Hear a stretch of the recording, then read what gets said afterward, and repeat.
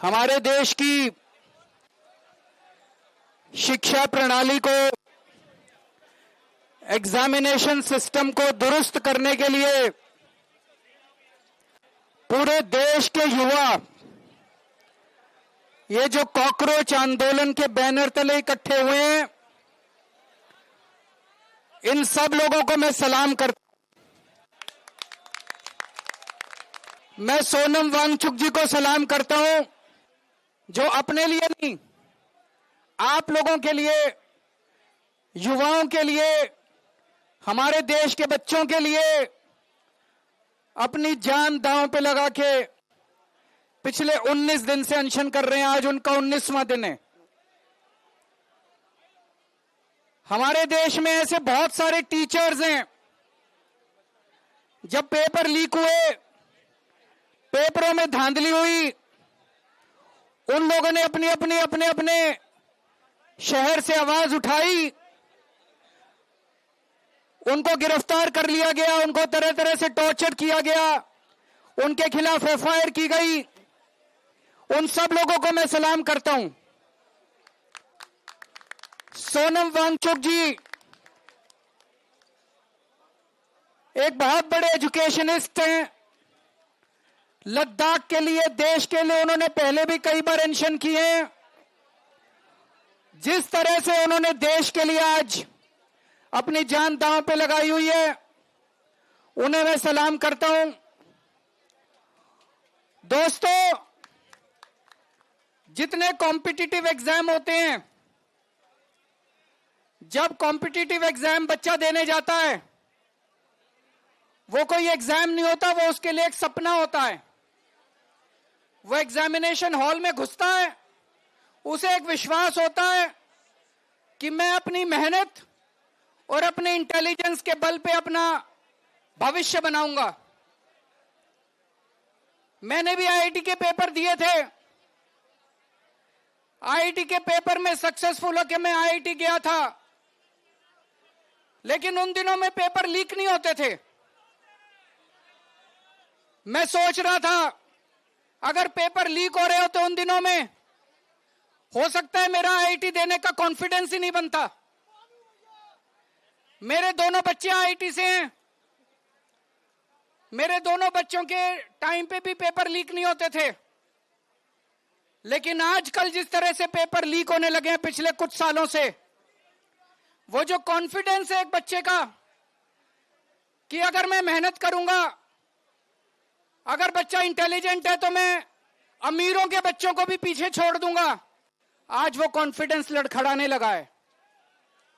ये सही नहीं है। ये देश के लिए बहुत खतरनाक है। ये देश के लिए बहुत खतरनाक बात है। नीट का पेपर लीक हुआ, इन्होंने क्या किया? हर साल पेपर लीक हो रहे हैं। 2024 में जो पेपर लीक हुआ था, उसका जो मास्टरमाइंड था, उसको बेल दिला दी। ये अब सिस्टम बन गया। हर साल पेपर लीक होते हैं, कमेटी बैठती है, जांच होती है, एफआईआर होती है, गिरफ्तारी होती है, बेल हो जाती है, और फिर अगले साल के पेपर लीक होने की फिर तैयारी शुरू हो जाती है। ये देश कब तक बर्दाश्त करेगा? देश का युवा, ये बच्चे कब तक बर्दाश्त करेंगे? इन्होंने नीट के पेपर के बाद 20 बच्चों ने सुसाइड कर लिया, 20 से ज्यादा बच्चों ने। पर इनको कोई अकल नहीं आई, इनके सर पे जूं नहीं रेंगती। जितने बच्चे सुसाइड कर लें, वो बच्चे हमारे थे, हम लोगों के घर के बच्चे थे वो। लेकिन इन्होंने कुछ नहीं किया। सीबीएसई में पूरा इवैल्यूएशन सिस्टम गड़बड़ा गया। इन्होंने उस कंपनी के खिलाफ एफआईआर भी नहीं की। गिरफ्तार करना तो दूर की बात है, उस कंपनी के खिलाफ एफआईआर भी नहीं की। इतने बड़े स्तर के ऊपर पूरे देश में आंदोलन चल रहा है, अभी भी इन्होंने कोई ऐसा सिस्टम चेंज नहीं किया कि अगली साल पेपर लीक नहीं होंगे। अगली साल पेपर फिर लीक होंगे, अगली साल बच्चे फिर मरेंगे, अगली साल हमारे बच्चे फिर आत्महत्या करेंगे। ये सिस्टम कब बदलेगा? इस सिस्टम को बदलना पड़ेगा।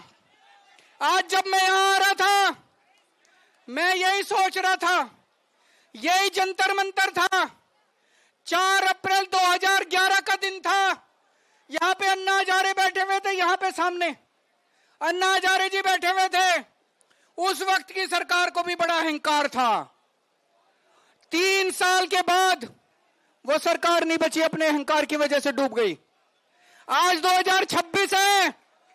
मैं इन लोगों को कहना चाहता हूं, युवाओं की बात सुन लो, कॉकरोच आंदोलन की बात सुन लो, सोनम वांगचुक की बात सुन लो, नहीं तो आज से 3 साल बाद आपका भी वही हश्र होगा जो 2014 में इनका हुआ था।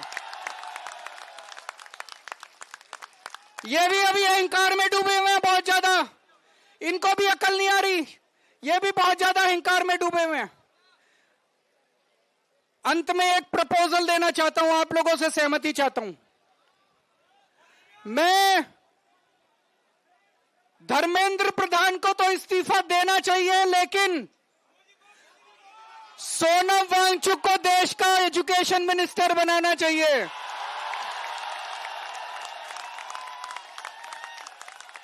होना चाहिए कि नहीं होना चाहिए?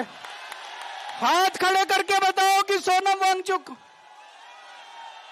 तो मैं प्रधानमंत्री जी को कहना चाहता हूं, धर्मेंद्र प्रधान को हटाओ और सोनम वांगचुक को देश का शिक्षा मंत्री बनाओ।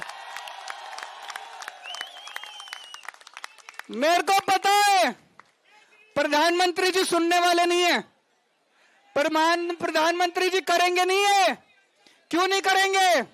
उनको डर लगता है ये सोनम वांगचुक कोई क्रांतिकारी चीज ना कर दे।